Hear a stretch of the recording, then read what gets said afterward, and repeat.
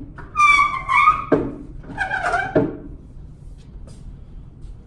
right, guys, this video has been a little bit of time coming. I've had quite a few people that want to know a little bit more about what we did last year with having 2 punters. So a little bit of where this started. The year before last, we kind of did a rugby style punt, and we put a real dangerous kid at punter. It was our starting quarterback. This year he converted over to wide receiver, the all-state wide receiver, pretty amazing athlete. So it was kind of a pressure thing. A little bit of pressure, a little bit of worry about fakes with him back there.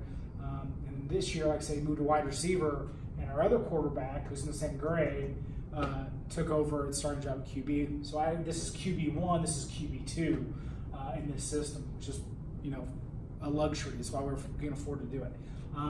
Another unique piece is he throws right, kicks right, he throws right, kicks left. So he can rugby left. So essentially this set allows us to rugby kick to the right or to the left, and we will send a guy in motion, right? So we will motion a player so that now I have 2 players running down kind of for the punt. The other kicker gets out in front, is kind of a lead blocker. Their depth is pretty short. We're at 9, okay? Partly because this is always a question mark. We've been pretty lucky here at Park City, but it can be a question mark. And then plus I want the throws to be easier, right? I don't want them at 12 or 15 have to make longer throws. I want it to be a quick throw. And we are running this to run fakes. We'll take what we get. I mean, my expectations for our punts are pretty low. I've talked about it before about like kicking it down a hallway.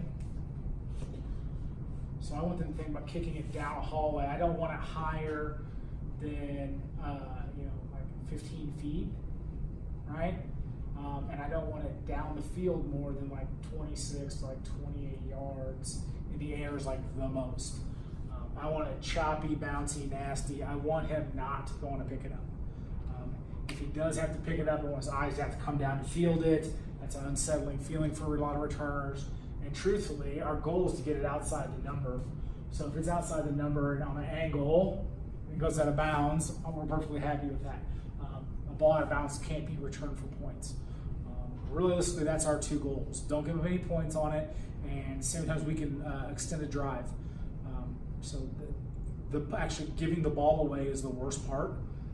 So whether it's a 22-yard kick or a 42-yard kick, they have the ball, right? And I don't want them to have the ball. First off. Second off, if they do get it, I don't want any return yards. If it goes out of bounds, it's great. I worry about our coverage, right? And that's part of the reason why we send the guy in motion. Is we get this nice crossing effect and we get down things. So basically what we see is we line up. This is more or less what we see. So sort of like a 4-4 cover 1 look. So when we send this guy in motion, right? So we have a call. We have a right call, a left call. So if we did our right call, okay, right call is going to be this kicker.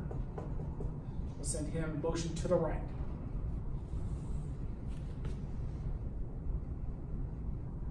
Okay. It also gives our line their protection call.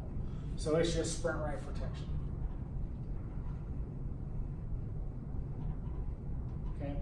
If they can cross the guy's face, rip and run, that'd be perfect. But we want to make sure that we're cutting them off and getting vertical back into our pursuit lines. So at the snap is supposed to be right in the middle of them. So he can come out and lead, he can get depth. And because they're quarterbacks, it's very much like it's sprint out. Okay, it is sprint out. Even with rugby kicks, we want to get those shoulders back downhill so that we can drive the ball or drive our throw. So we're looking for this kind of a seam here, right? And so what we're paying attention to really is this kid. Does he chase, right? Will he chase? Are they trying to bump guys out? Are they trying to get this backer to cover the wheel and him to stay on top of the corner? Are they chasing, playing man-to-man? So that's our first look for our quarterbacks, okay? And they let him pass before they snap him. He's got to be out here so when they catch it, we can throw. So they get a nice long read on it. And so they are the green lit every time. Like, I have to tag them not to fake, right? Like, I don't call fakes. I call not fakes, right? So I will tell them no fakes or whatever our call is, so that we don't fake. But they had the green light. This is our quarterback. He's got bad coverage on one of our good athletes in space. That's what we want. So we make our right call. So everyone's reaching right, motion right, and we're looking to see if this guy chases. If he chases, right, and then he stays above it, or however they handle it. If he chases, we're more likely to kick it, okay?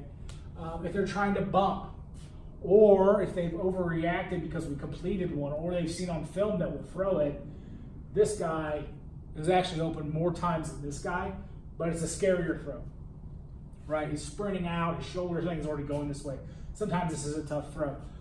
At your lower levels, at the JV, when we did this dude is open like 80% of the time, like wide open, because he'll widen and he's looking in here, and we'll just walk a guy right to there. So we've probably hit that pass the least, but he's probably open the most.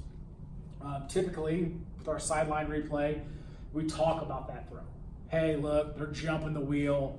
We've got the seam, we've got the slant, we've got that inside route if we want it.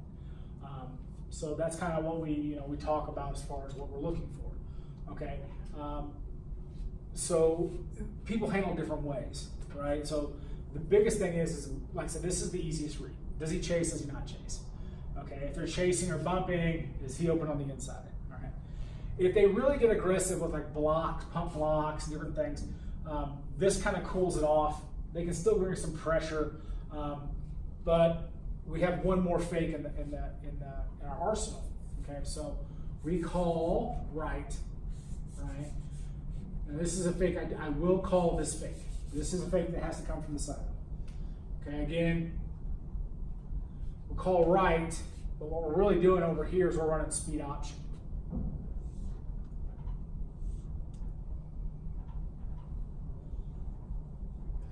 So when he clears out, right, we're going to leave this guy and this guy, right? So when he clears out,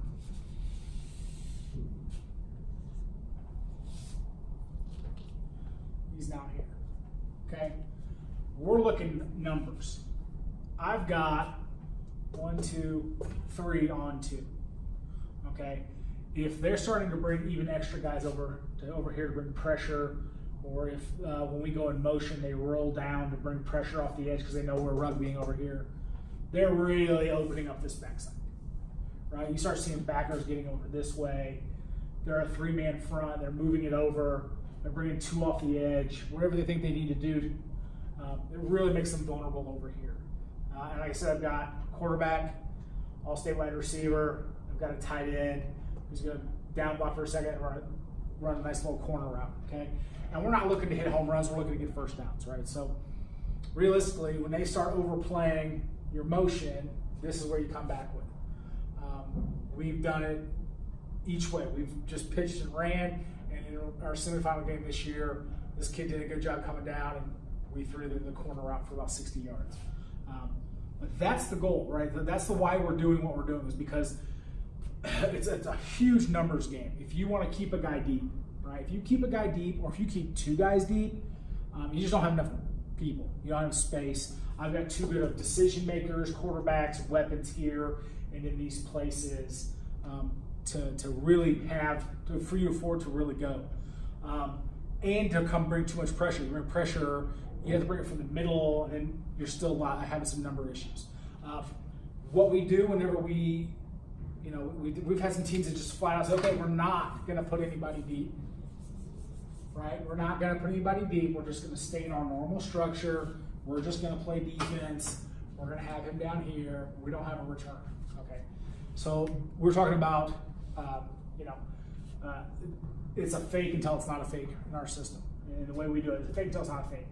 We have a call for this, right? So if we get this kind of regularized look, no returner, we can still roll out, but we also have a quick kick, right? There's nobody deep, just catch it and get rid of it, right? And this kid is a little bit better kicker, so he takes those, okay? And so we get a quick kick, we line up, they know it. I'll call in the call, right? I'll even give you the call. Our call is cake. I'll yell cake, cake, cake. They know it's a quick kick, right? They're going to catch it and they're just going to get it downfield. Okay.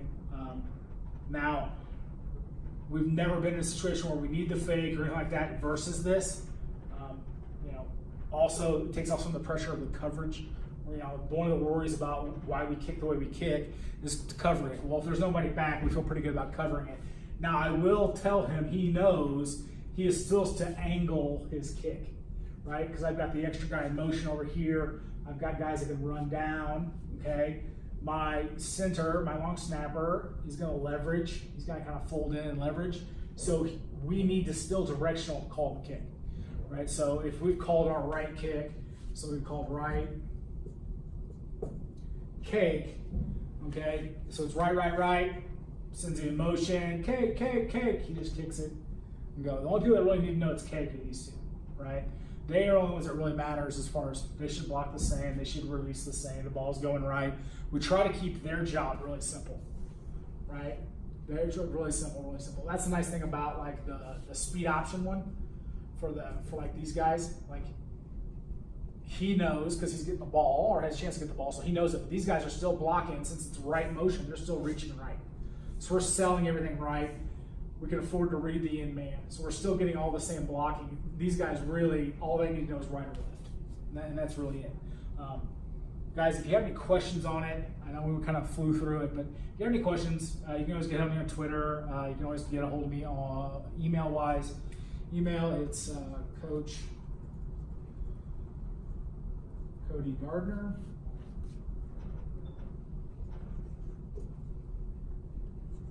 at Gmail.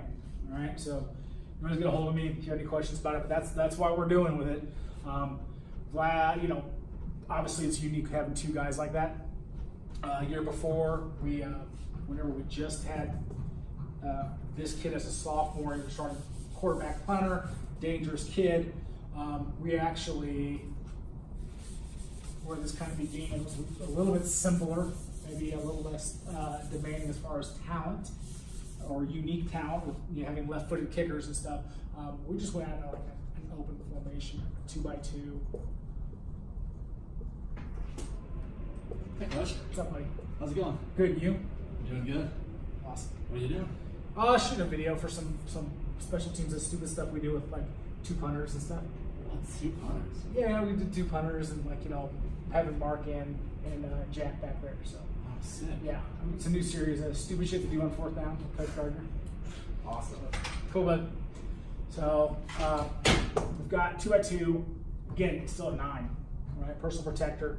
And we're going to motion the same thing. We're going to bring in motion. And now we're looking kind of like almost verts. Kind of look. Rolling out. Kind of the same thing, reach. So that's something we did. That's where it's kind of started. And you get a lot of the same principles involved with it. Without having to have the true 2 kickers. We could go either direction with our kicking. To a degree, he was not quite as good. It was more directional, traditional to the right. But you could definitely do it this way. But yeah, so that's where it started. It kind of evolved the fact that we can kind of go either direction and kick either direction. So pretty unique with the kids we have, but definitely a weapon and a stressor on the other team's prep. I'm sure I haven't made too many friends out there where they get to spend an extra half hour, 35 minutes on punt return. And so, yeah, so if you guys have any questions, let me know. Glad to help you out. Thanks.